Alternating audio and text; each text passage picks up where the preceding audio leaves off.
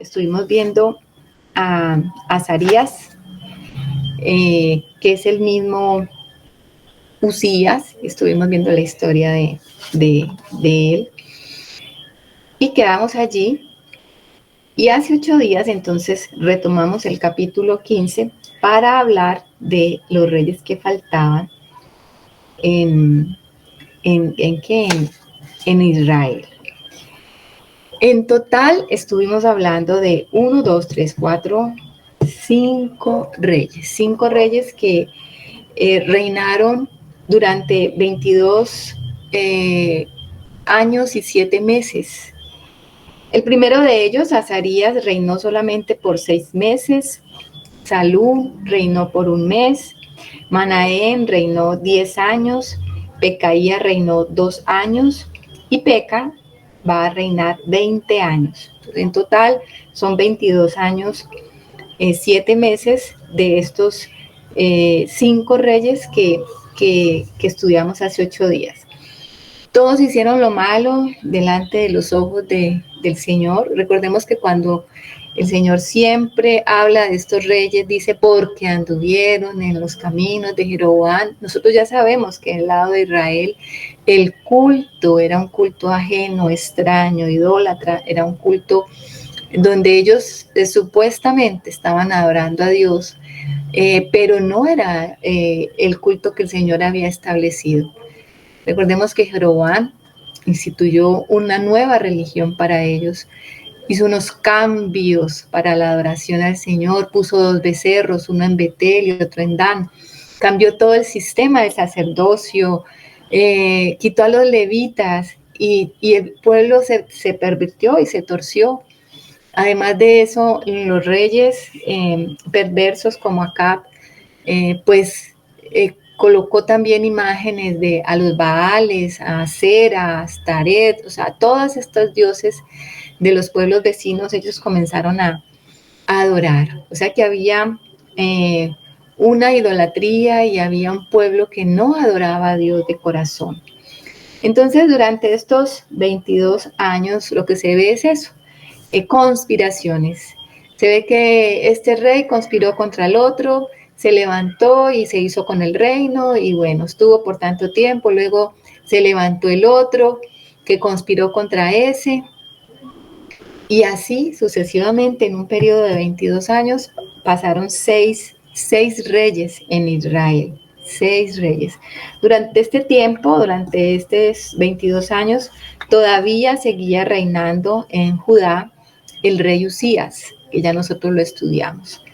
Entonces, algo importante que estuvimos estudiando también es que durante el reinado de Peca vino el rey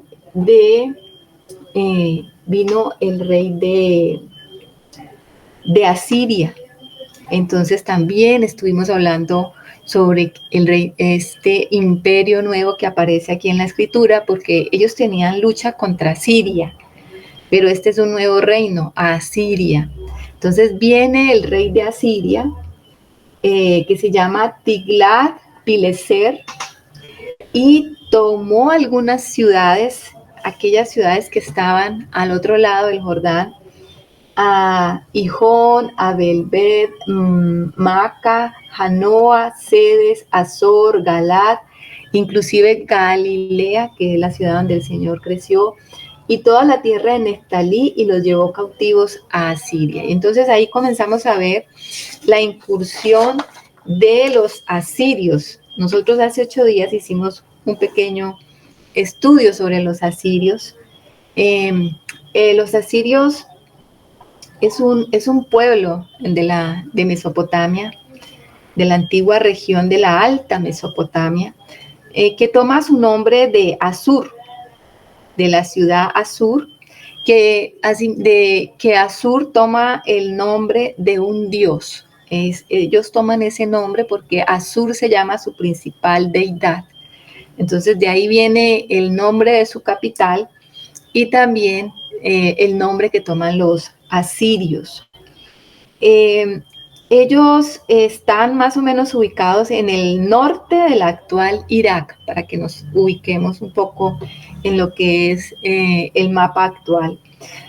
Su historia abarca un periodo de más de 1500 años, entre el 2025 a.C. al 609 a.C. O sea que nosotros estaríamos como casi paralelos a la historia de Asiria. Ellos existieron 2025 años antes de Cristo y nosotros estamos ahora 2000, casi 25 años después de Cristo. Imagínense esa coincidencia. Dominaban en un amplio territorio de la Alta Mesopotamia hasta Egipto. O sea, este era el imperio de la época. Ellos comenzaron a expandirse. Su poder económico les permitió organizarse y comenzar a conquistar los pueblos vecinos. Hablábamos un poco de eso. Mirando nuestra actualidad, como los imperios, ¿no? Los países que se fortalecen, pues inclusive se les llama imperios, hoy día también. Pero cuando un país se fortalece económicamente, lo segundo que hace es fortalecerse en armas y militarmente. Eso lo vemos en la actualidad. Si vemos a Estados Unidos, si vemos a Rusia, si vemos a China, entonces nosotros vemos que países que se van fortaleciendo económicamente son países que también van a fortalecerse en su parte militar y en su parte de las armas. Los asirios entonces comenzaron a prosperar económicamente, tenía una sociedad que avanzó mucho y posterior a eso entonces se hicieron de ejércitos y de tecnología militar. Ellos comenzaron entonces a conquistar los pueblos vecinos y se caracterizaban porque eran bárbaros a la hora de conquistar. Arrasaban con todo, tenían obviamente tecnología, usaban el hierro en carros y en armas, entonces era casi que invencibles. Para su época era lo más avanzado y cuando ellos decidían atacar un pueblo, pues ese estaba totalmente vulnerable y así se hicieron y fueron creciendo y ampliando sus territorios. Sus ejércitos eran muy violentos, eran demoledores y arrasaban con todos. Ellos implementaron el método de deportación. Ellos deportaban los pueblos conquistados, se llevaban a los príncipes, o sea, no es que se llevaban a todo el mundo, sino que se llevaban lo mejor. La gente de clase alta, la gente estudiada. Si nosotros hacemos un paralelo hoy día, cuando hablamos de las fugas de profesionales o de la gente que realmente tiene capacitación y la gente que ha estudiado y se van a otros países, pues es algo parecido. Se van a estos países que son de avanzada, estos países que son desarrollados, es parecido a esto.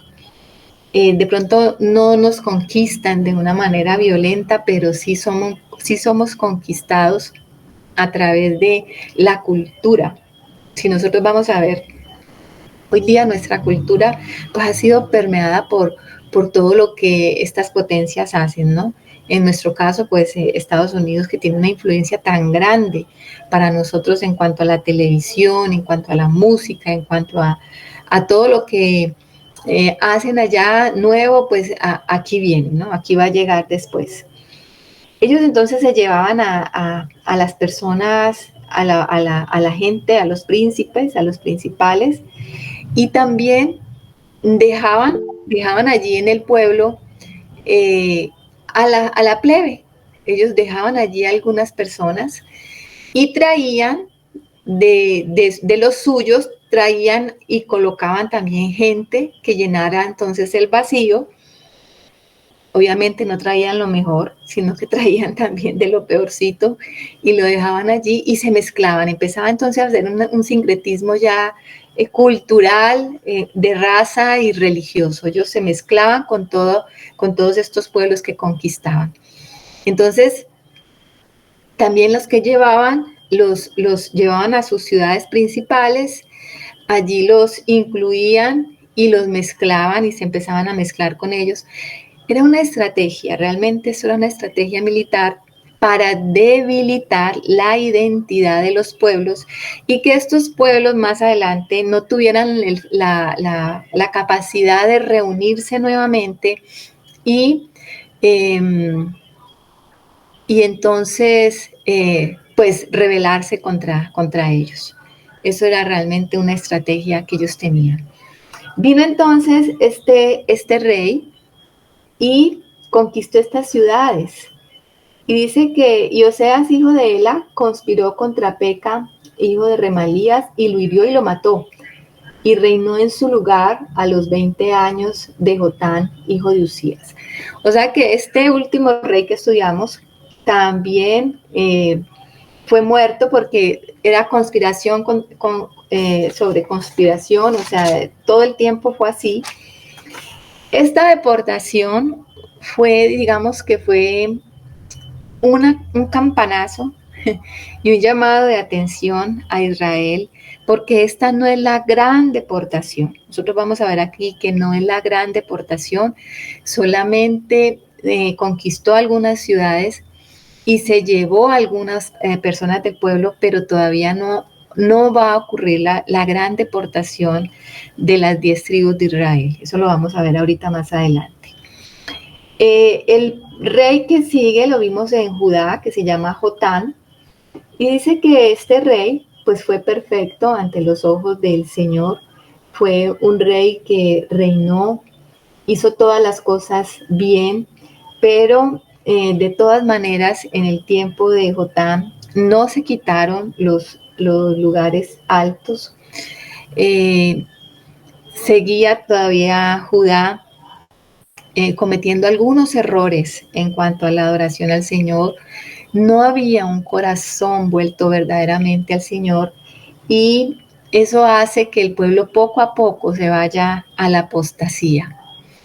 Él edifica algunas cosas importantes, edificó una puerta alta en la casa, en el templo de Dios, y digamos que hizo cosas buenas, pero no fue perfecto como David, sino que digamos que religiosamente, pero no tenía el corazón de David, como hemos visto también en otros reyes que han hecho lo bueno, pero no como David. Ahí terminamos, el reinado de Jotán fue corto, fue un reinado de 16 años y no hizo mayor cosa, no hubo mucho que comentar de este rey. Y entonces hace 8 días terminamos allí el capítulo 15 y avanzamos al capítulo 16. Bueno, en el capítulo 16 estuvimos estudiando al rey Acaz de Judá, que era hijo de Jotán, y también reinó 16 años en Judá. Y este rey sí fue terrible, terrible, terrible. Es un rey que va a apostatar completamente contra el Señor. Y es de esas cosas que uno se queda un poco impresionado porque aquí del lado de Judá nosotros vemos que hay reyes que hacen lo bueno y de pronto uno por ahí se descacha y vuelve otro y hace lo bueno, pero este sí es la tapa, o sea, este se descachó completamente, se fue a la apostasía completa y obviamente que dice que anduvo en los caminos de los reyes de Israel, o sea que se fue a la idolatría, ni siquiera es que se haya equivocado, como vimos que Usías se equivocó, de pronto Jotán no hizo totalmente las cosas bien hechas, pero este sí se fue a la apostasía, o sea que siguió los caminos de los reyes de Israel, o sea, no de Judá, sino de los reyes de Israel. Obviamente que él tuvo lucha contra Siria, vimos que no contra Asiria, sino Siria, y también contra el rey de Israel, que lo quiso también perseguir. En ese tiempo también Edom recobró ciudades. O sea que él tuvo lucha contra el rey Resín, rey de Siria, y contra Peca. Peca, que era el hijo de Remalías, el rey de Israel. Ellos atacaron a Acaz. Y también Edom se levantó en ese tiempo del reinado de Acaz. Y fíjense que cada uno de ellos, hubo algo importante que estuvimos viendo. En este tiempo estaba como de moda llevarse a las personas en cautiverio. Y tanto así los sirios llevaron cautivos a algunos de los de Judá, los de Edom también se llevaron cautivos, y este Peca también quiso hacer lo mismo. Y nosotros vimos que el Señor se enojó contra Israel por esto e hizo que los devolviera. E Israel entonces devolvió los que había llevado deportados de Judá, porque es una práctica que no les permitió el Señor hacer a los de Israel. Esos fueron los únicos que volvieron, porque los sirios se llevaron y los que se llevaron los de Edom tampoco volvieron. O sea que ya estamos viendo por qué viene eso de la deportación a ellos. ¿Por qué viene? O sea, deportar es que te saquen de tu tierra y te lleven a otro lado, te saquen de donde el Señor te ha establecido. Más adelantico lo vamos a ver por qué. Entonces Acaz, al ver que estaba pues sitiado pues por Resín y por Peca, quiso enviar embajadores a Tiglat-Pileser, el rey de Asiria. Quiso que Asiria lo ayudara, y dice que fue y le dijo a este Tiglat-Pileser: yo soy tu siervo y tu hijo. Fíjense eso. Se hizo hijo de este hombre. O sea, mire la identidad espiritual que tenía este rey. Y le dice que él está bajo su servicio, buscando pues la ayuda. Y tomó la plata, tomó el oro y tomó todo lo que había en los tesoros de la casa de Dios, y se los mandó como presente a este rey. Y finalmente dice que en el 10 dice: después fue a casa a encontrar a Tiglat-Pileser, rey de Asiria, en Damasco, y cuando vio el rey Acaz el altar que estaba en Damasco, envió al sacerdote Urías el diseño y la descripción del altar conforme a su hechura. Y entonces ahí vimos algo. Él fue a Damasco a encontrarse pues con este rey, buscando ayuda, le llevó todo un presente, saqueó todos los tesoros para llevar un presente. Pero cuando llegó a Damasco, lo que hizo fue mirar el templo de los dioses que tenían ellos en Damasco, y se quedó tan impresionado de ver estos templos y que mandó a decirle al sacerdote Urías, y le mandó planos y le mandó a decir que construyera lo mismo que él vio en Damasco. Todo eso fue lo que hizo este rey. Dice que vio el altar y hicieron un altar nuevo. Le hizo quitar el altar que había en la casa de Dios, el que el Señor había mandado, el que construyó Salomón. Lo puso a un lado y levantó un altar nuevo, conforme a lo que él vio en Damasco. Y sobre ese altar él mismo sacrificaba animales. Y le dijo a Urías, al sacerdote Urías, que el otro altar, el del Señor, lo dejaran allí, que no lo usaran, sino que él simplemente iba a consultar de vez en cuando allí a Jehová.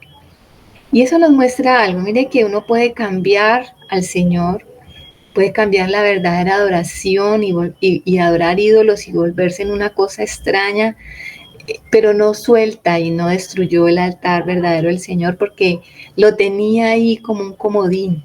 De pronto lo necesito para consultarlo de vez en cuando. ¿Cuántos hijos de Dios que se van al mundo y se van a la idolatría y se llenan de ídolos y terminan esclavos y se hacen hijos del mundo, como aquí se hizo hijo Acaz, del rey de Asiria, y dejan de todas maneras al Señor ahí a un ladito por si lo necesito, porque este hombre lo único que quería era prosperidad. Él entonces cuando yo entré en Damasco dijo, pues si estos asirios están conquistando todo y tienen estos dioses, pues yo también los voy a adorar para que sean ellos los que me libren de todos mis enemigos. Entonces, eso fue lo que hizo y poco a poco fue desmontó las fuentes también. ¿Recuerdan de las fuentes que había hecho Salomón? Que tenían sus basas y tenían sus partes de abajo en bronce. Él desmontó todo eso, esas fuentes, para poder llevarse todo ese bronce y entregárselo a este rey de Asiria como presente. Termina la historia de este rey que la casa del Señor fue cerrada por causa del rey de este rey Acaz, porque no se volvió a hacer el culto al Señor, solamente usaban ese altar que él edificó, y dice que por todo Israel, por todo Judá, por toda Jerusalén, colocaba altares, y quemaba incienso y quemaba cosas a ídolos. Este fue un rey terrible que tuvo Judá. Y entonces, por eso el Señor levantó estos enemigos a Rezín y a Peca y también a los de Edom para que lo invadieran por causa de la apostasía. Entonces estos 16 años fueron terribles para Judá, realmente fueron terribles porque fueron tiempos de mucha apostasía. Entonces uno va a encontrar esta historia, la va a encontrar en los profetas, ¿no? Cuando ustedes se van a los profetas, a Isaías, y se van a los profetas menores, pues ellos van a hablar de todo lo que está pasando aquí.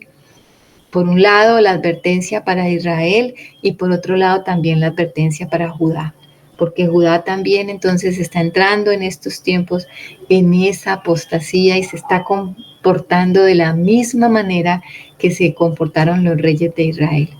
Y en medio de todas esas profecías, pues uno encuentra también las profecías de, de ánimo, las profecías de los profetas que profetizaron no solamente para ese tiempo, sino para la venida del Señor. Y ellos veían en el tiempo una restauración, pero todo eso apuntaba hacia nuestro tiempo. Todo eso apunta hacia nuestro tiempo también. O sea que la profecía no es exclusiva de este tiempo, sino que también tenemos que verla en la historia y tenemos que ver que esa profecía es actual. Cada vez que nosotros leemos los libros proféticos, tenemos que situarnos también allí, contextualizarlos también para nosotros, para que entendamos el mensaje de Dios. Entonces, ahí terminamos hace 8 días en el capítulo 15. Vimos también una parte de Isaías, donde Isaías va a decirle a este rey que se quede tranquilo, que busque a Dios. Inclusive el Señor le dice que pida una señal y este rey dice, no, yo no voy a atentar a Dios. O sea, se hizo el religioso y nunca buscó a Dios, nunca lo buscó. Entonces Isaías pues profetizó sobre el mal que venía sobre Judá. Ahí terminamos hace 8 días, ese es un corto resumen del capítulo 16. Esta noche vamos entonces a ver el capítulo 17. El capítulo 17 que es, aquí terminamos prácticamente la historia de el reino del norte. Aquí terminamos de ver el último rey del reino dividido del norte. Este rey se llama Oseas. Hasta este momento hemos visto 18 reyes. Este será el 19 y el último rey de Israel. Esta noche vamos a ver la deportación completa, tristemente, la deportación total de todo el pueblo, el reino del norte, de las 10 tribus.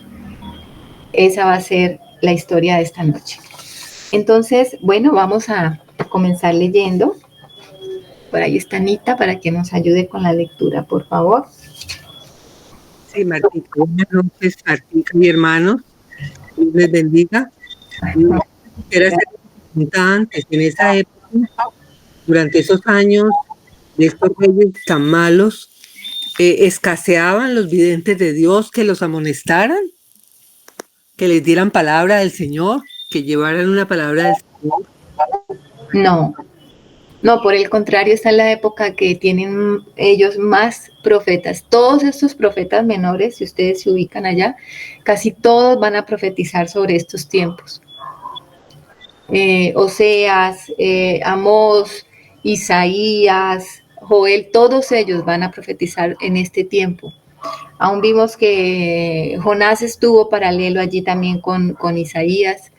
Entonces, no les escaseó la palabra. Realmente ellos tuvieron muchísima advertencia de parte de Dios. Ah, ya. Gracias, Martita. Bueno, Anita, sí, vamos a leer entonces desde el versículo 1 al 23, por favor. Al 23. En el año 12 de Acaz, rey de Judá, comenzó a reinar Oseas, hijo de Ela, en Samaria sobre Israel, y reinó 9 años, e hizo lo malo ante los ojos de Jehová, aunque no como los reyes de Israel que habían sido antes de él. Contra este subió Salmanasar, rey de los asirios, y Oseas fue hecho su siervo y le pagaba tributo. Mas el rey de Asiria descubrió que Oseas conspiraba, porque había enviado embajadores a So, rey de Egipto, y no pagaba tributo al rey de Asiria como lo hacía cada año.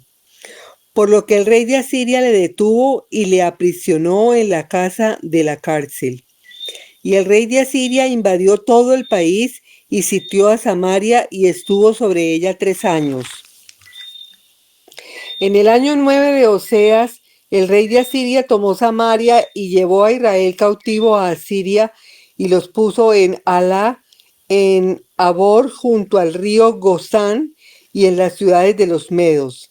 Porque los hijos de Israel pecaron contra Jehová su Dios, que los sacó de tierra de Egipto, debajo de la mano de Faraón, rey de Egipto, y temieron a dioses ajenos, y anduvieron en los estatutos de las naciones que Jehová había lanzado de delante de los hijos de Israel, y en los estatutos que hicieron los reyes de Israel.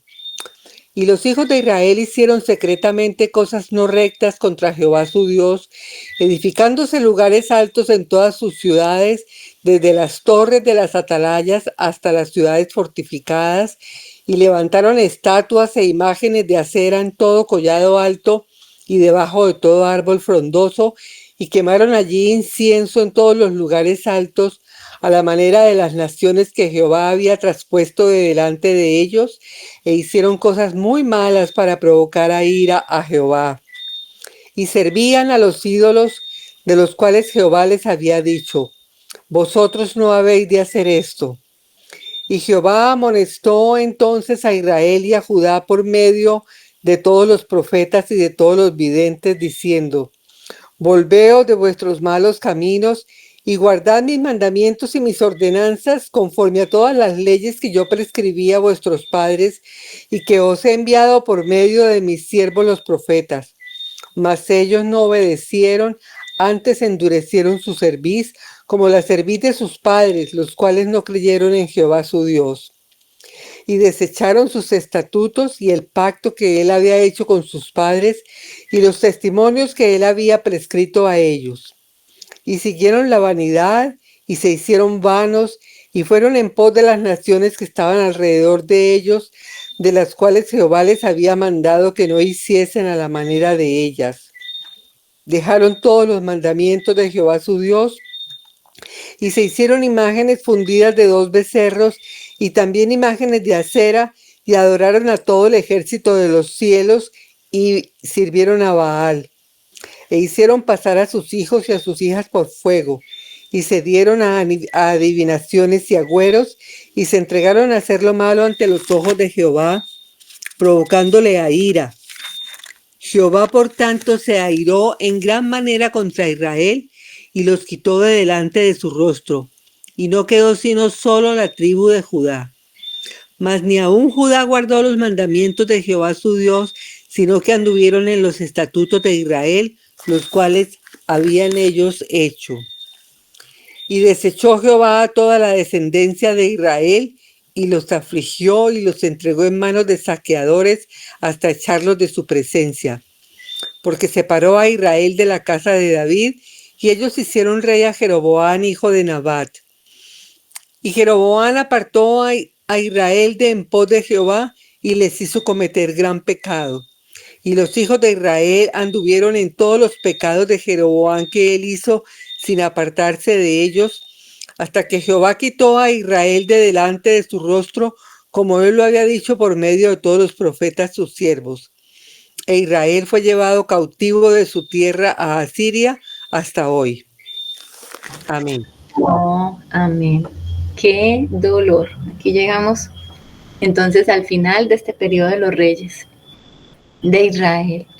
Y es terrible, terrible porque después que que nos lee Anita, ¿por qué el Señor permitió esto? Pues nos damos cuenta de que ellos hicieron méritos suficientes para esto. Hicieron méritos. Cuando el Señor permitió esto es porque ya el Señor les había dado muchas oportunidades. Fíjense que aquí mismo dice que el Señor envió muchos profetas, que le hablaba a través de los videntes y los profetas, nunca faltó. Desde, recordemos que desde Samuel, que era cuando escaseaba la palabra, de ahí en adelante nosotros vamos a ver, al parecer Samuel se encarga de formar estos profetas y comienza el ministerio profético paralelo al de los reyes. Entonces luego vimos al gran profeta Elías, y todo su ministerio, el ministerio de Elías, al lado de este rey Acab, el perverso Acab y su perversa mujer Jezabel, y vimos todos los hechos de Elías, todo lo que sufrió ese profeta por amonestar a Israel. Luego vimos a Eliseo, y luego vimos profetas que iban apareciendo siempre para hablar de parte de Dios y decirle lo que ellos estaban haciendo mal. O sea que nunca les faltó vidente, no escaseó, esa no fue la palabra, ese no fue el problema de ellos. El problema es que se pervirtieron sus corazones e hicieron todo lo que no tenían que hacer. Este Oseas es el que va a conspirar entonces contra este rey Peca, que era el anterior. Él va a conspirar y mata a ese rey y dice que reina por 9 años. E hizo lo malo ante los ojos de Jehová, dice, aunque no como los reyes de Israel que habían sido antes de él. Fíjense que a pesar de todo tenía algo no tan malo. Y es que no había sido tan malo. Algo había hecho bien. O sea que aquí la cuestión de pronto es que el juicio llega a Israel durante su reinado, tal vez no por lo que había hecho él, sino por el cúmulo, por lo que ya venía pasando desde antes y el Señor ya los había sentenciado. Y justo en su tiempo, en su reinado, pues le corresponde a él este terrible juicio del Señor. Dice que inicialmente Salmanasar, rey de los asirios, mire que no es este rey anterior que estuvimos viendo, Tiglat-Pileser, sino que ahora es Salmanasar. Este es el hijo de Tiglat-Pileser. Ya Tiglat-Pileser había muerto y había reinado en su lugar Salmanasar. Este entonces comenzó a hacer su incursión, pero fue gradualmente. Primero lo hizo pagar tributo. No lo conquistó completamente, sino que lo hizo pagar tributo. Empezó a cobrarle impuestos, empezó a oprimirlo de esa manera. Y obviamente que cuando estos reyes empezaban a cobrar tributos, pues los tributos eran altos, así que era difícil para una nación sostener eso en el tiempo. Pero este Salmanasar se dio cuenta de que Oseas había conspirado contra él porque había mandado a embajadores a So. So es una ciudad en Egipto. No quiere decir que ese sea el rey, el nombre del rey de Egipto, sino que mandó embajadores a esta ciudad para que le dieran este mensaje al rey de Egipto para que lo ayudara. ¿Cómo les parece? Se les olvidó a Israel. Habían perdido completamente la fe, la identidad. El Señor les había advertido que no iban a volver a Egipto y él estaba volviendo a Egipto a pedir ayuda. Estaba volviendo a Egipto a buscar un aliado que lo liberara de este Salmanasar, de todos estos impuestos y tributos que tenía que pagar, porque obviamente que estaba siendo diezmada su economía, la economía de Israel. Estaba volviendo a Egipto. De allá lo sacó el Señor y estaba volviendo a Egipto. Y usted dice, qué terrible este rey. Y así no somos nosotros. Porque las historias que están aquí tienen que ver con nosotros. Lo que le aconteció a ellos también es lo que acontece hoy día. El pueblo de Dios, que el Señor nos ha sacado de Egipto, ¿cuántas veces no volvemos también a Egipto a pedir ayuda? ¿Cuántas veces no pensamos pedir ayuda a Egipto? Y no hacemos como la advertencia que le hacía el profeta Isaías a Acaz.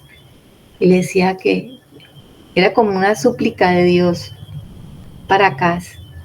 Venga, humíllese, búsqueme, suplíqueme que yo lo ayudo. Era como el Señor diciéndole a Acaz, haga esto, mire, le voy a dar una señal si quiere, si no me cree, yo le voy a dar una señal, así como hizo Gedeón, pídame lo que quiera, ya sea una señal en el cielo o una señal en la tierra, yo se la doy.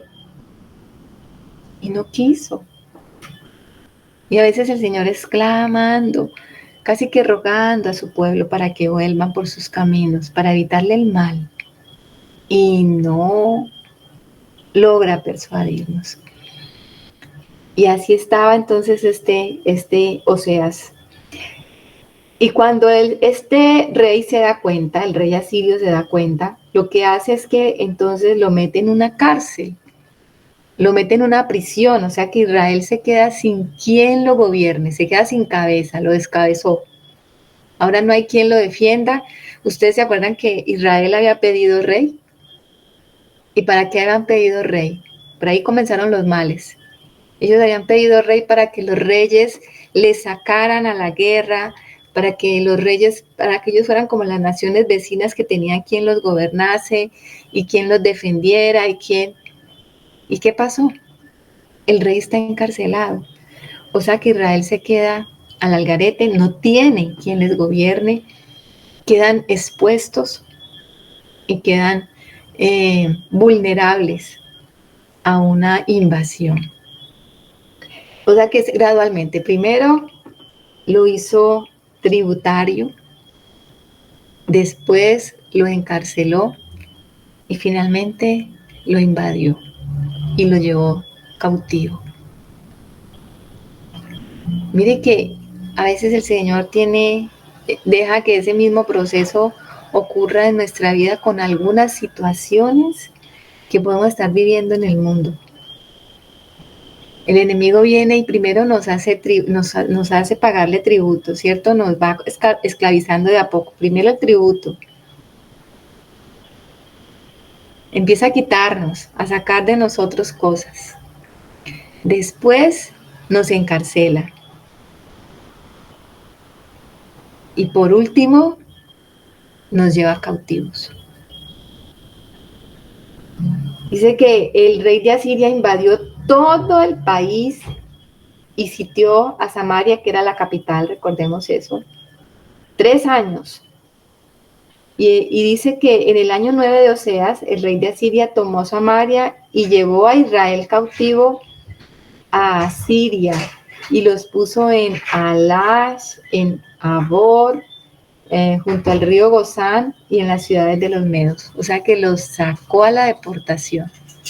Allá se los llevó a todos los príncipes. Recordemos que ellos se llevaban a los príncipes, no se llevaba el pueblo más pobre, lo dejaba allí para seguir cuidando las tierras, pero iba a traer luego, porque luego lo vamos a ver, iba a traer luego a gente suya para que estuviera allí y se mezclara con ellos. Y pues después del versículo 7 nos va a decir el por qué. Entonces, del versículo 7 al 23, la Biblia no escatima detalle para decir por qué. Siempre hay un por qué. El Señor no va a permitir que esto nos ocurra sin un por qué. Siempre hay un por qué. Y miren que ellos hicieron lo que el Señor ya les había advertido que no debían hacer. Vámonos a Levíticos 18:3 para leer la advertencia del Señor.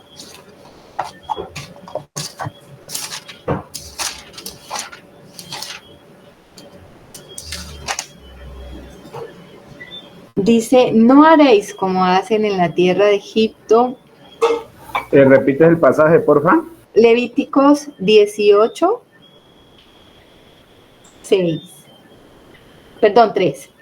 No haréis como hacen en la tierra de Egipto, en la cual morasteis, ni haréis como hacen en la tierra de Canaán, a la cual yo os conduzco, ni andaréis en sus estatutos.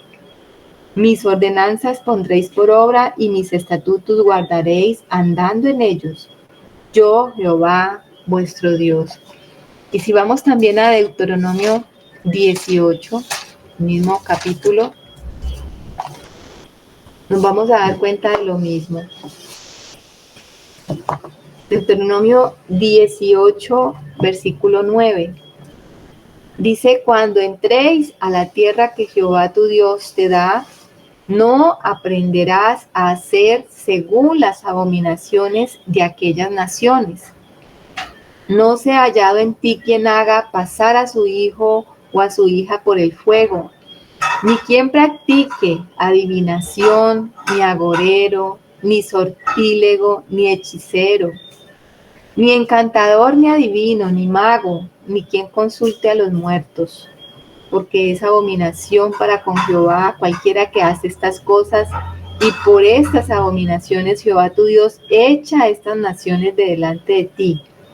Perfecto serás delante de Jehová tu Dios, porque estas naciones que vas a heredar a agoreros y adivinos oyen, mas a ti no te ha permitido esto Jehová tu Dios. Estaba en la ley. Ellos sabían que todo esto estaba prohibido. Y de aquí en adelante, pues, ¿qué va a decir el 8? Y anduvieron en los estatutos de las naciones que Jehová había lanzado delante de los hijos de Israel, en los estatutos que hicieron los reyes de Israel, o sea, nuevos estatutos. Ellos cambiaron completamente la ley y se hicieron unos nuevos estatutos.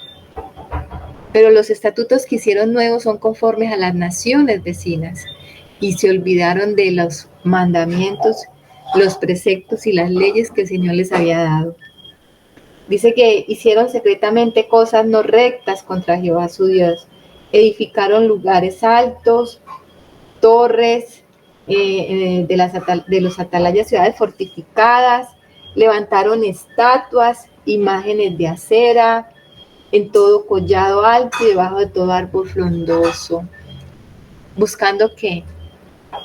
Buscando prosperidad.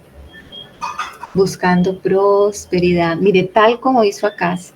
Acaz, al ver la prosperidad del rey de Asiria, fue y tomó el modelo del templo de los dioses en Damasco y vino e implementó lo mismo para él alcanzar la prosperidad, para él alcanzar lo que quería alcanzar desde su propio corazón. Siempre ese va a ser el problema del pueblo de Dios. Cuando nos apartamos del Señor y comenzamos a buscar cosas desde nuestro propio corazón. Es que yo quiero esto. Es que yo quiero lo otro. Es que yo quiero la prosperidad de los que están allá en el mundo. Es que yo quiero la casa, el carro, todo lo que tienen los del mundo, los que trabajan allá y que son prosperados. Y entonces, ¿cómo hago para ser prosperado como ellos? Pues entonces voy y copio lo mismo que ellos hacen. Los mismos ídolos, los mismos dioses. Empezamos a adorar el dinero, empezamos a adorar el trabajo, empezamos a adorar lo que ellos adoran, buscando esa prosperidad. Buscamos a los adivinos, se van a los agüeros, a los hechiceros, hasta el horóscopo. ¿Cuántos hijos de Dios todavía no siguen leyendo el horóscopo creyendo que allí van a encontrar algo bueno para ellos? Y entonces la iglesia termina perdiéndose en estas cosas también. El mundo comienza a entrar y a llevarse poco a poco. Empiezan a hacer las cosas del mundo y la iglesia termina completamente inmersa en idolatría, en cosas que el Señor aborrece. Ustedes recuerdan, por muchos años, por ahí estaba rodando un video que se llamaba El Secreto. Y eso era algo abominable, porque ese secreto era para atraer, era como la ley de la atracción, y lo usaron y lo comenzaron a usar en la iglesia para levantar y despertar la codicia de los hijos de Dios. Y a través de esto entonces les enseñaron esos métodos para alcanzar las cosas de acá abajo, con el pensamiento y usando la palabra, torciendo la palabra. No crean que el pueblo de Israel no hacía ritos y cultos parecidos a los que el Señor había establecido. Estamos hablando del pueblo de Dios. Cuando ellos hacían estos ritos, estaban invocando a Dios, pero habían torcido completamente la palabra. Lo mismo pasa hoy día. La palabra se está torciendo, la palabra es torcida. La palabra que va a animar a la carne, palabra que no va a llevar al hombre, al viejo hombre a la cruz, a la dependencia total del Espíritu, sino palabra que anima a la carne para conseguir las cosas de este mundo. Cómo se usa la escritura para animar también al hombre a alcanzar las cosas de este mundo, a que se fortalezca el viejo hombre, a que el viejo hombre vuelva a ser rey, sea rey y gobierne y alcance todas las cosas que su corazón y su alma desean. Pues esos eran los caminos del pueblo de Israel. Estos reyes nunca quisieron volver por el camino de Dios porque no querían perder lo que tenían. Entonces se iban a otros ídolos para mantener y retener y seguir siendo reyes y buscar y añadir la prosperidad que le daban esos dioses paganos a los reyes vecinos. Porque de ninguna manera ellos querían someterse al rey de Israel, al verdadero rey que era el Señor. Ellos no querían eso. Ellos no querían hacer un culto conforme a lo que Dios haya establecido. Ellos no querían. Y entonces poco a poco se fueron pervirtiendo en todas estas cosas. Quemaban incienso en lugares altos. Hicieron cosas muy malas, servían a ídolos.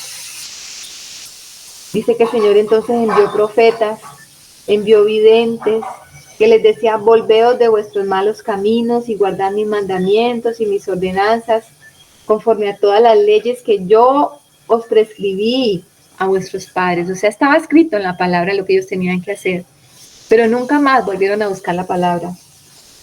Dice más, ellos no obedecieron, antes endurecieron su cerviz, como la cerviz de sus padres, los cuales no creyeron en Jehová su Dios. ¿Qué es endurecer la cerviz? Ustedes saben que la cerviz es esta parte de atrás.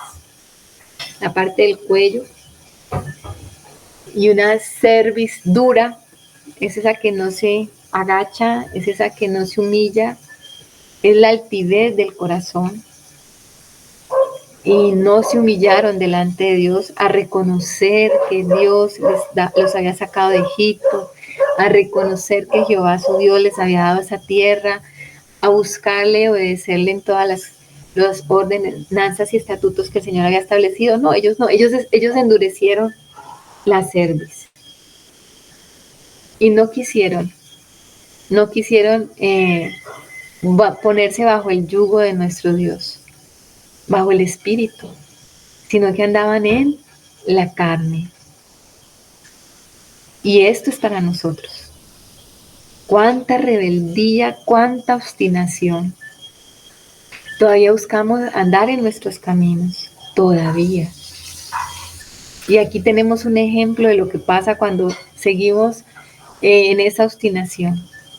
El Señor va a permitir que venga el enemigo y nos cautive primero. Primero nos va a hacer que le paguemos tributo, nos va a esclavizar, nos va a meter en una cárcel y por último nos va a llevar cautivos. Eso pasa cuando el pueblo de Dios pierde su foco. Y dice, más ellos no obedecieron y desecharon sus estatutos. Y algo muy importante, el pacto que había hecho con sus padres. Desecharon el pacto. Ellos desecharon primeramente el pacto. Y como ellos desecharon el pacto, entonces el Señor también les arrojó de su presencia, va a decir. Dice que a sus padres y los testimonios que él había prescrito a ellos, y siguieron la vanidad y se hicieron vanos, siguieron la vanidad, fíjense eso. Buscando cosas vanas de este mundo, buscando cosas que no tienen carácter eterno, sino que comenzaron a buscar las cosas de este mundo y se hicieron vanos, perdieron el foco, dejaron de vivir en ese pacto, entendiendo que Dios era quien les daba todo a ellos y que ellos vivían en una relación como de marido y mujer. Por eso vamos a tener entonces profetas como Oseas, que va a hablar de esto, profetas que van a hablar de esa parte, de cómo el Señor amaba a Israel como a una esposa, y como en muchas partes de los profetas el Señor les dice ramera a Israel, los llama con ese calificativo, adúlteros. ¿Por qué? Porque dejaron el pacto de Dios, un pacto como de matrimonio. Ellos fueron infieles. Cuando hay infidelidad se rompe el pacto y ellos fueron infieles a Dios, entonces el pacto se rompió. Y dice, dejaron todos los mandamientos de Jehová, su Dios, y se hicieron imágenes fundidas de becerros, de imágenes de acera, adoraron a otros ejércitos. ¿Qué dice el hermano Germán? Pues la verdad bien profunda toda esa palabra, y es la misma condición de nuestro corazón, ¿no? Porque nosotros sabemos que en el nuevo pacto ya el Señor vino a hacerse uno con nosotros.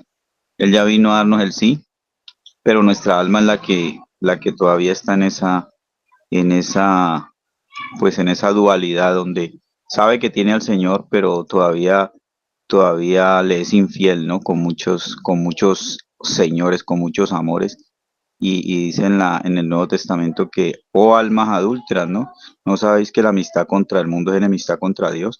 Y la lleva a ese punto de adulterio. Entonces es como hilando el Señor más delgadito, haciéndonos conscientes del espíritu de que el Señor nos lleva a una relación primero de Señor, pero también es una relación mucho más íntima. Y precisamente hoy estaba leyendo en Oseas lo que tú dices, cómo él da ese ejemplo con Israel en el capítulo 2, y él dice que la llevará después de que ella fue infiel al desierto, y que en el desierto le devolverá sus viñas y le dará esperanza en el valle de Acor. Y entonces me llamó la atención esa palabra, y Acor es aflicción.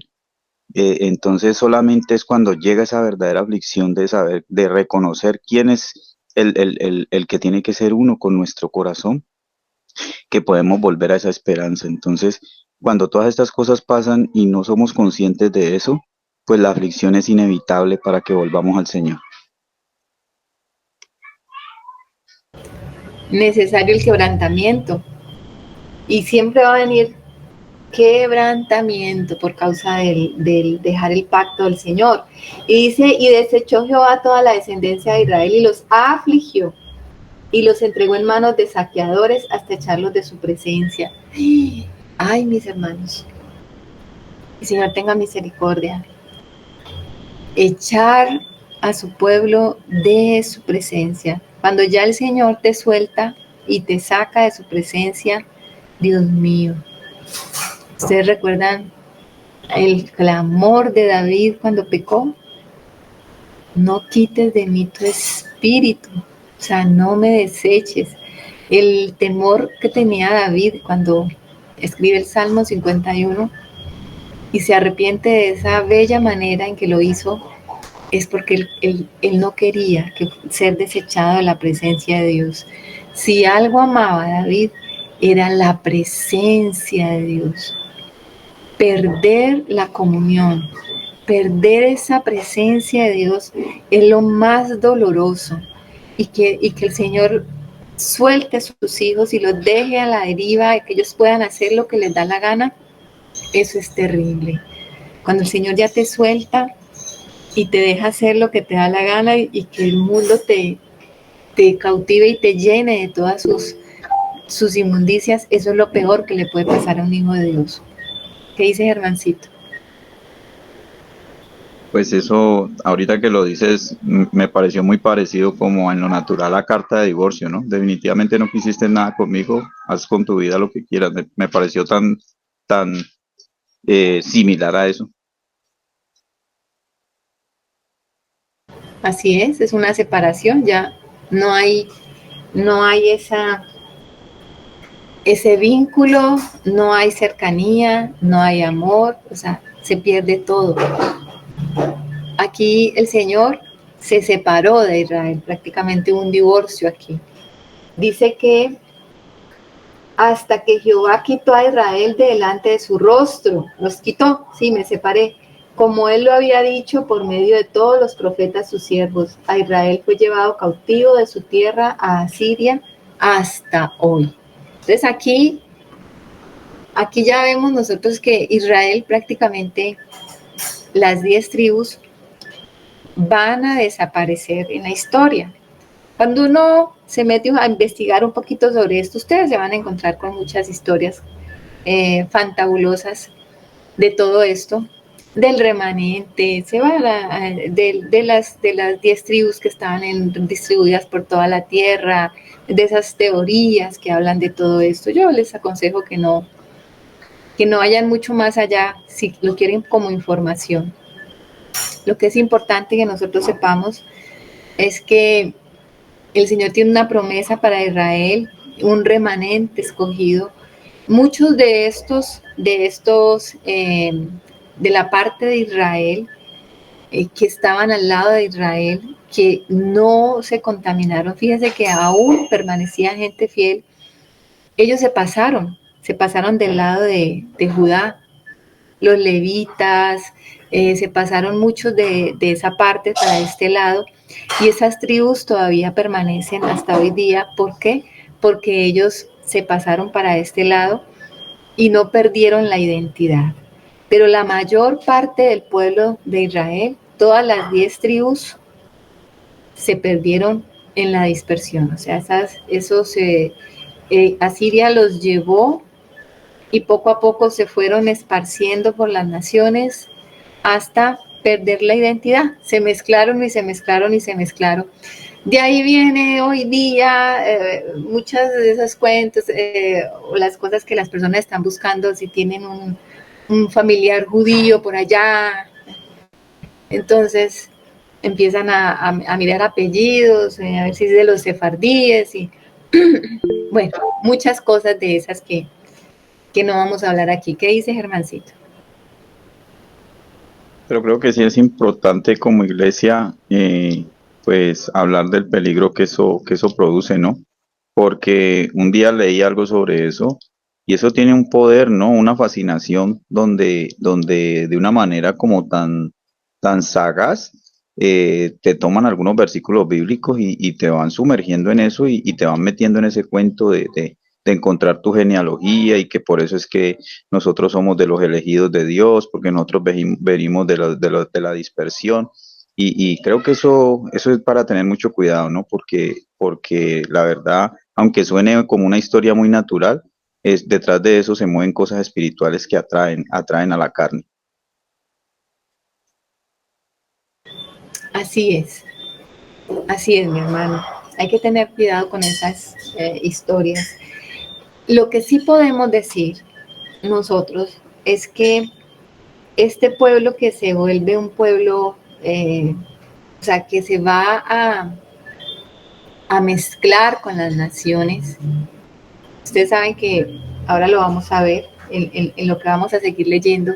El rey de Asiria trae gente de Asiria y la coloca en Samaria y ellos empiezan a vivir allí y a mezclarse hasta la época del Señor.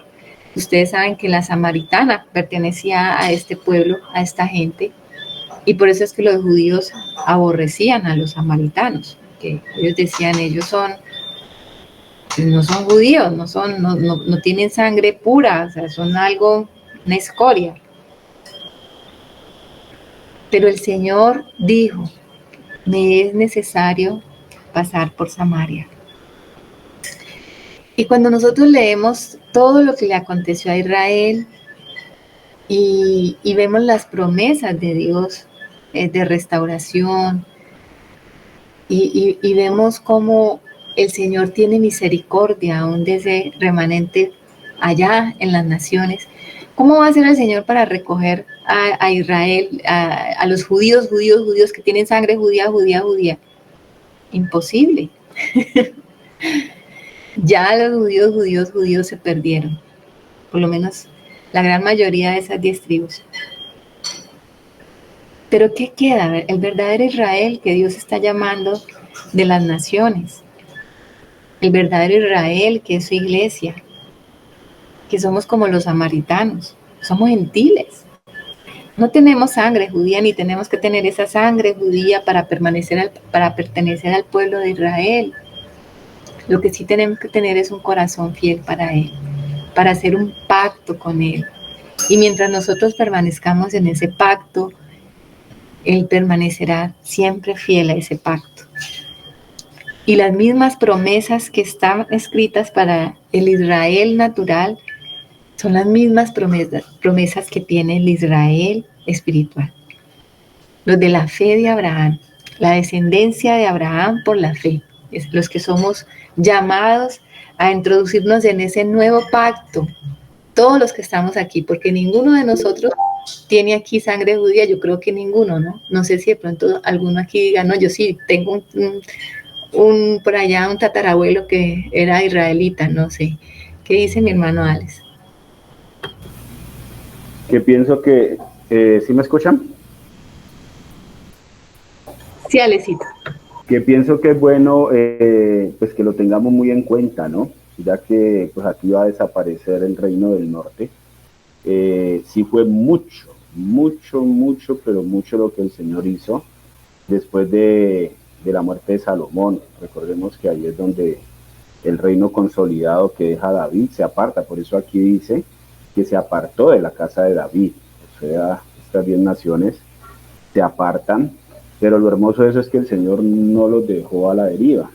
Fue mucho lo que el Señor hizo a través de los profetas, o sea, el Señor les habló, y ahí es donde pues podemos entender cuando se refiere a Israel, en varios libros, en Isaías sobre todo, que los trata pues de prostitutas, o sea, trata a Israel como una sinvergüenza, pues dice que se acuesta debajo de todo árbol frondoso, y el Señor es muy duro en ese sentido, pero volvía y les tendía la mano. O sea, vemos ese amor del Señor porque esa parte de la casa de Jacob no se perdiera.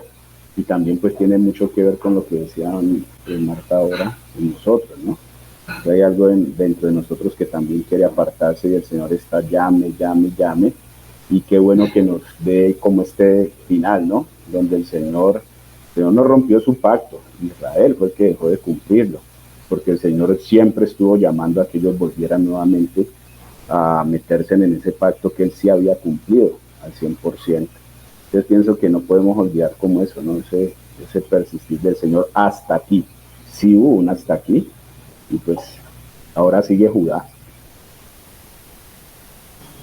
Así es, mi hermano, hasta aquí siempre el Señor estuvo extendiendo su mano, pero ellos nunca quisieron volver al Señor. Y Judá también, a Judá le va a acontecer lo mismo unos años más adelante, no con Asiria, sino cuando ya se levantó Babilonia, porque estamos viendo que un reino sucede a otro reino, y entonces cuando Asiria se debilita, entonces va a crecer y va a surgir la gran Babilonia, y entonces Judá va a ser presa de los babilonios, y va a acontecer exactamente lo mismo. La diferencia con Israel es que Judá sí regresa del cautiverio. Judá sí regresa. Y entonces luego vamos a tener esos libros de Nehemías, Esdras, y vamos a ver la restauración y la edificación nuevamente del templo. Y la historia sigue, porque si no, ¿qué hubiese sido de los judíos? ¿Qué hubiese sido del pueblo de Israel si el Señor no hubiese guardado un remanente? Bueno, vamos a seguir leyendo para ver qué pasó entonces, qué hizo el rey de Asiria. Anita, ¿nos puedes ayudar del 24 al 41? Y trajo el rey de Asiria gente de Babilonia, de Cuta, de Ava, de Amat y de Sefarbaín, y los puso en las ciudades de Samaria, en lugar de los hijos de Israel. Y poseyeron a Samaria y habitaron en sus ciudades. Y aconteció al principio, cuando comenzaron a habitar allí, que no temiendo ellos a Jehová, envió Jehová contra ellos leones que los mataban. Dijeron pues al rey de Asiria: las gentes que tú trasladaste y pusiste en las ciudades de Samaria no conocen la ley del Dios de aquella tierra, y él ha echado leones en medio de ellos, y he aquí que los leones los matan porque no conocen la ley del Dios de la tierra. Y el rey de Asiria mandó diciendo: llevad allí a alguno de los sacerdotes que trajisteis de allá, y vaya y habite allí y les enseñe la ley del Dios del país. Y vino uno de los sacerdotes que habían llevado cautivo de Samaria, y habitó en Betel, y les enseñó cómo habían de temer a Jehová.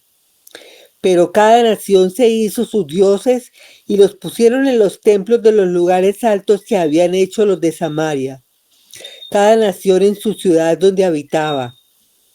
Los de Babilonia hicieron a Sucot Bemot, los de Cuta hicieron al Nergal, y los de Amat hicieron a Sima. Los sabeos hicieron a Nibas y a Tartac, y los de Sefarbaín quemaban sus hijos en el fuego para adorar a Adramelech y a Anamelech, dioses de Sefarbaín. Temían a Jehová e hicieron del bajo pueblo sacerdotes de los lugares altos que sacrificaban para ellos en los templos de los lugares altos. Temían a Jehová y honraban a sus dioses según la costumbre de las naciones de donde habían sido trasladados. Hasta hoy hacen como antes, ni temen a Jehová, ni guardan sus estatutos ni sus ordenanzas, ni hacen según la ley y los mandamientos que prescribió Jehová a los hijos de Jacob, al cual puso el nombre de Israel, con los cuales Jehová había hecho pacto y les mandó diciendo: no temeréis a otros dioses, ni los adoraréis, ni les serviréis, ni les haréis sacrificios. Mas a Jehová, que os sacó de tierra de Egipto con grande poder y brazo extendido, a éste temeréis, y a éste adoraréis, y a éste haréis sacrificio.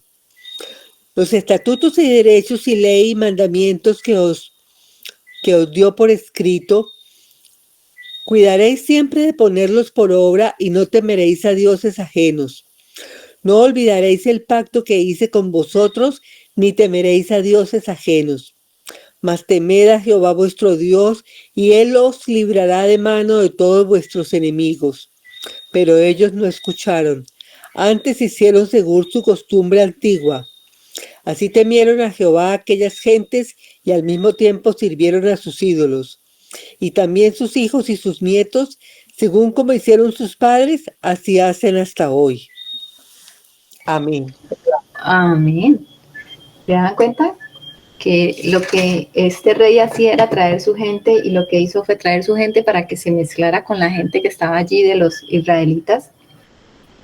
Y comenzó a pasar algo, o sea, llegaron a Samaria y trajeron gente de otras ciudades, de allá de Babilonia, de Asiria, y aconteció, dice que ellos comenzaron a habitar allí, y dice, y no temiéndose ellos a Jehová, dice que el Señor les mandó leones.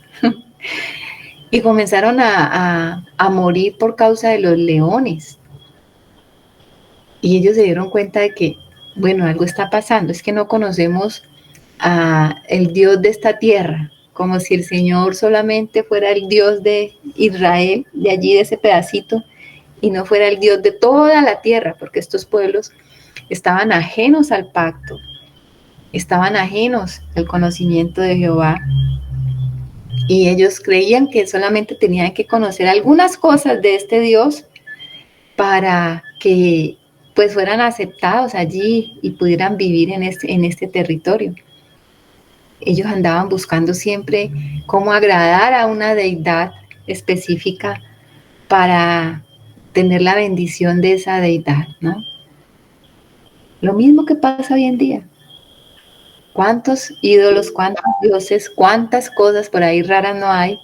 Y cuando tú vas de cultura en cultura te vas dando cuenta qué Dios es el que gobierna y cómo es que esa cultura le rinde tributo a ese Dios. Y tú, ¿qué tienes que hacer como hijo de Dios? Apartarte siempre de todo eso. ¿Qué dice mi hermano Germán? Bueno, pues ahora que se ve como ese resultado final de todo esto que pasa con Samaria, pues recuerdo cómo empezó todo, ¿no? Cómo estos reyes empiezan a como a darle esa facilidad, ¿no? Al pueblo de que le levantan esos ídolos, esos becerros en Dan y en Berseba, creo que es, y, y, y dándole como esa facilidad, ¿no? De que no necesitan ir a adorar a Jerusalén. Entonces es como, nosotros sabemos que la adoración al Señor no es un lugar físico, es en el espíritu, pero sí es como que no es de acuerdo a los deseos de tu corazón o de acuerdo a como tú quieras, sino como el Señor lo ha establecido. Entonces, como que el verdadero lugar, pues llevándolo a ese tiempo, ¿no? El verdadero lugar de adoración y de comunión con el Señor y con tus hermanos es en Jerusalén, pero cómo pues eso tuvo esas consecuencias tan tremendas cuando ellos no lo hicieron conforme a como el Señor lo había establecido, sino a su manera, y cómo termina el enemigo haciendo estrago en ellos y mezclándose con ellos. Bueno, prácticamente terminan es adorando a todos estos otros dioses, ¿no? Porque pues se le da más prioridad a los deseos del corazón, a los deseos del alma, que a la obediencia al Señor. Así es. Y mire ¿qué hicieron? Lo que hizo fue este rey, fue mandar a llamar un sacerdote de esos que estaban en Samaria y lo mandó allá a Betel y lo puso allá a enseñarles pues cómo era la cosa, pero ¿cuál sacerdote? O sea, este no era ni siquiera un sacerdote arónico, era un sacerdote de esos que había hecho conforme a todo lo que Jeroboam había establecido en Israel. Entonces, ¿qué les pudo enseñar o sea, un ciego guía de otro ciego? ¿Qué va a pasar con ese ciego? Pues ambos caen en el hoyo. Y eso fue lo que pasó aquí. O sea, nunca le pudo llevar a la verdadera ley del Señor porque ellos andaban en otro culto, en otra cosa. Es como cuando se envía un misionero que no es un verdadero misionero del Señor, ¿qué va a poder replicar la verdadera iglesia del Señor? Si está replicando un modelo, el reino de un hombre, si está replicando, es una forma y una estrategia de hacer iglesia, pero no está llevando el verdadero culto de Dios. Entonces, este hombre vino y sí, les enseñó, dice que andar en los estatutos del Señor, pero ¿de qué manera? Aquí no dice. Lo que sí dice es el resultado de eso. O sea que por el resultado nosotros podemos juzgar que lo que este hombre les enseñó no era correcto, porque igual ellos comenzaron a traer los dioses que tenían antes y seguramente lo que hacían era un rito conforme a este sacerdote les enseñó, un rito parecido a lo que hacían los hebreos, pero empezaron a adorar otros dioses. Dice que los de Babilonia hicieron a Sucot-Benot, o sea, un ídolo, los de Cuta hicieron a Nergal, los de Amad hicieron a Asima, otro ídolo, los abeos hicieron a Nifbas y a Tartak, y los de Safarbaín quemaban sus hijos en el fuego para adorar a Adramelech y a Anamelech, dioses de Sefarbaín. Dice, temían a Jehová, hicieron del bajo pueblo sacerdotes de los lugares altos. Hicieron lo mismo que hizo Jeroboam, establecer sacerdotes del vulgo y volver un sistema de religioso ahí pagano que nada tenía que ver con Dios, nada tenía que ver con el Señor. ¿Qué dice Alecito? Pero yo pienso, Martica y hermanos, que nada más parecido a la situación nuestra, que han pasado tantos años y somos, no dicho, ahora que lo leímos, yo me veo reflejado allí, o sea, nosotros tememos al Señor, pero seguimos echando mano de nuestros dioses. El hecho, cuando uno tiene por lo menos una situación bien complicada, pues hemos ido aprendiendo de a poco, ¿no? A recurrir siempre al Señor primero, pero no es sino que nos desvirolemos un poquito o la situación que nos llegue nos coja tan de sorpresa y inmediatamente pensamos es en la ayuda de acá, si es económica, en quién nos puede solucionar el problema, si es de enfermedad, cuál será el mejor médico, porque sabemos que los dioses, sabemos que los ídolos también evolucionaron, ¿no? Allá veíamos pues estos nombres de esos ídolos de esas naciones, pero acá los ídolos nuestros siguen siendo todo a lo que le echamos mano cuando no conocíamos al Señor y lo seguimos haciendo. Entonces pienso que hay un reflejo muy real. Sí le tememos al Señor, hemos conocido sus límites, pero sin problema nos salimos de ellos y le echamos mano a nuestros dioses. Así es. Este mensaje es actualísimo. Es para nosotros hoy en día, es una advertencia. Porque fíjese que lo que dice el hermano, dice acá el 32, temían a Jehová e hicieron del bajo pueblo sacerdotes de lugares altos. Luego el 33 dice, temían a Jehová y honraban a sus dioses según las costumbres de las naciones de donde habían sido trasladados. O sea, eso es una dualidad allí. ¿Cómo así que temían a Jehová pero estaban adorando otros ídolos? No tiene sentido que el pueblo de Dios diga, yo temo al Señor, pero sigo adorando otras cosas. Tengo mi ídolo acá, tengo de donde dependo, tengo mi fuente de provisión por acá y hay que me la vayan a quitar. O tengo por acá esto y no hemos aprendido a depender completamente del Señor. Es una advertencia para todos, completamente para todos. ¿Qué dice mi hermano Germán? Bueno, yo también lo que hice, Alex, me identifico con eso porque sé que es una realidad de nuestro corazón, pero entonces ahí sí realmente es para que se llegue el tiempo donde meditemos. Yo no puedo llegar a abandonarme por completo en el Señor, a comprobar que Él es todo para mí, que Él es la vida, que Él es mi vida, si no hay un conocimiento del Señor. O sea, esa es nuestra misma falta de conocimiento, de nuestra misma falta de intimidad con el Señor, la que nos mantiene esclavos de nuestros propios deseos y nos mantiene en esa mixtura.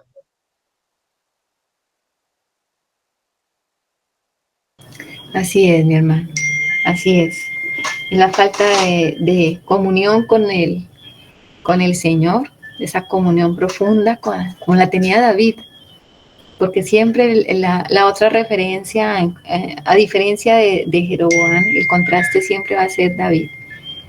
Un corazón, un hombre conforme al corazón de Dios. ¿Qué está buscando el Señor? Un pueblo que le adore de corazón, un pueblo que le ame de verdad. Es como ese amor que cada persona está buscando, ¿no? ¿Qué quiere? Yo quiero ser amado y quiero ser correspondido. Yo quiero amar, pero quiero que me amen de la misma manera. Pues el Señor también es un Dios que ama y está buscando quien le ame a Él. ¿quién le retribuye a él ese amor? Porque es un pacto, es una relación de dos. Y el pueblo que ama al Señor tiene que ser fiel. ¿Cuánto nos duele a nosotros una infidelidad?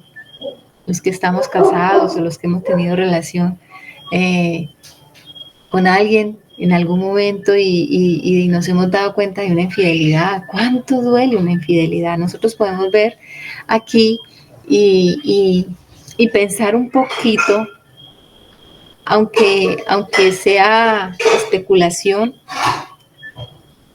pero el Señor tiene corazón. Si nosotros tenemos un corazón que se duele por estas cosas, es porque el Señor tiene un corazón que se duele por estas cosas. Entonces imagínense Él con su pueblo y tener que soportar infidelidad tras infidelidad, infidelidad tras infidelidad. Y Él allí fiel. Es como cuando nos damos cuenta que hay un esposo fiel y una mujer infiel, ¿cómo tratan a ese varón? ¿Cómo le dice el mundo a un varón que se da cuenta de que la mujer es infiel y él sigue allí, y la recibe y sigue allí y le sigue sosteniendo y le sigue dando todo y sus hijos tienen el apellido y aun cuando muchos de sus hijos no tienen ni siquiera la sangre de él, porque a veces pasa así, tuvo hijos acá con otros y le cría a los hijos y por amor. Si eso lo vemos en el mundo, ¿cuánto más el Señor ha hecho por su pueblo? ¿Cuánto más? ¿Cuánto le ha dolido al Señor y cuánto le duele aún la infidelidad nuestra? Meditemos un poco en eso. Si a nosotros nos duele la infidelidad, al Señor también le duele la infidelidad. ¿Qué dice Alecito? Pues yo estoy viendo aquí, mis hermanos, ya que se está llegando como pues a este fin con este reino del norte.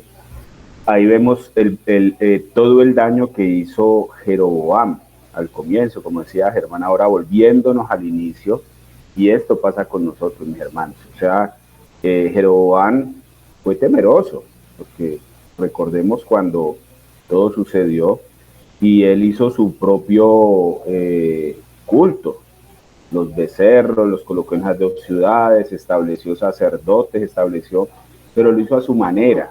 O sea, él quiso agradar al Señor, pero ya no es de Jerusalén, sino es de Samaria, ya no donde el Señor había dicho, sino donde él decidió, ya no a través de lo que el Señor había establecido, sino no a través de los levitas, sino a través de los sacerdotes que él colocó.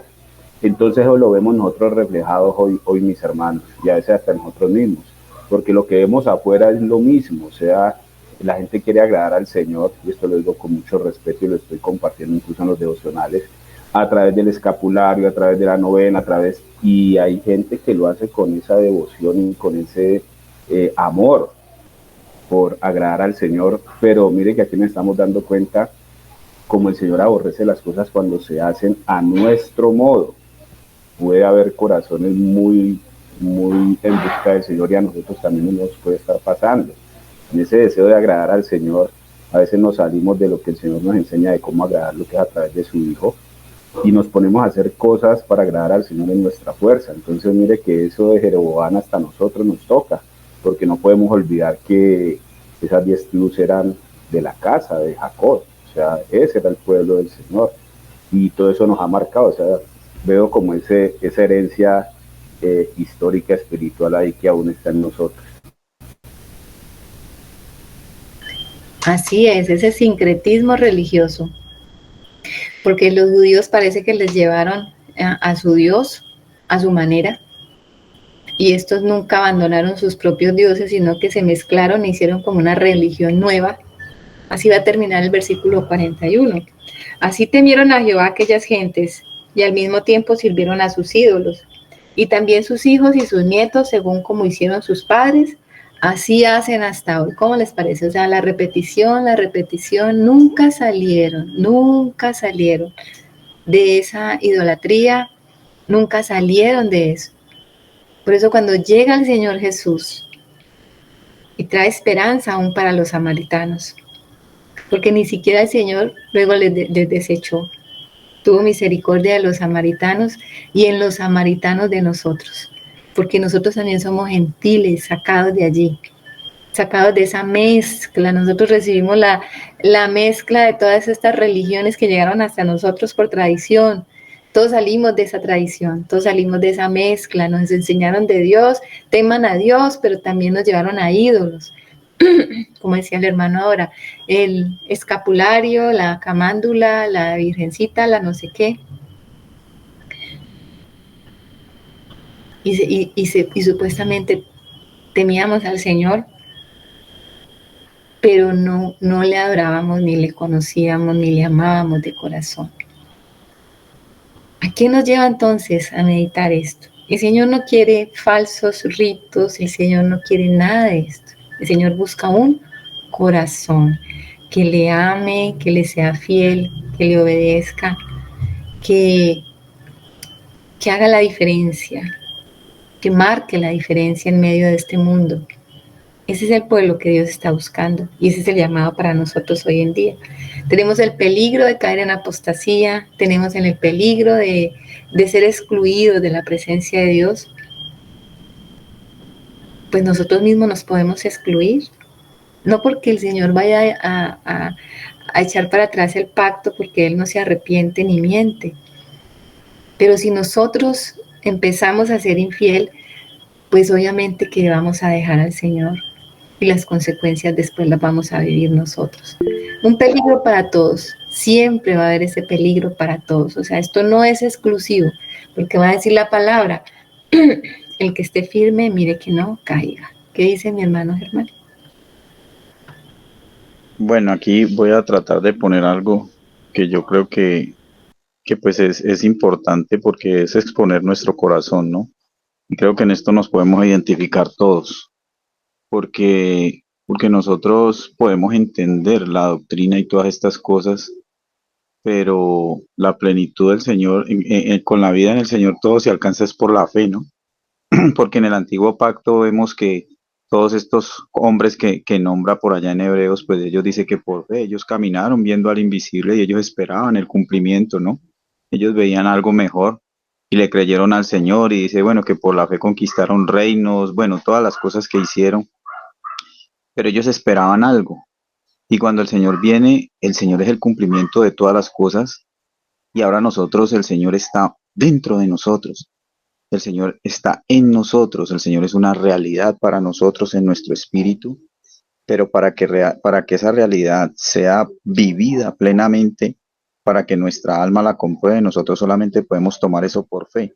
Entonces, nosotros tenemos como mucho la expectativa, y me identifico yo primero, de que el Señor tiene que hacer algo de aquí en adelante con nosotros, y siempre es como mirando más adelante y como que perdemos la noción de que cuando el Señor vino se partió la historia de la humanidad, pero entonces ya nosotros no es que caminemos mirando hacia atrás, sino que de acuerdo a ese hecho que fue la venida del Señor, que fue el cumplimiento de todas las cosas, eso tiene que marcar de aquí en adelante nuestro caminar en esta tierra y no caminar como errantes sin saber a dónde vamos, sino como peregrinos, sabiendo que eso ya es una realidad en nosotros, pero que nosotros tenemos que por la fe comprobar esto y solamente es en el conocimiento del Señor Jesucristo, como dijo el mismo Moisés, le dijo que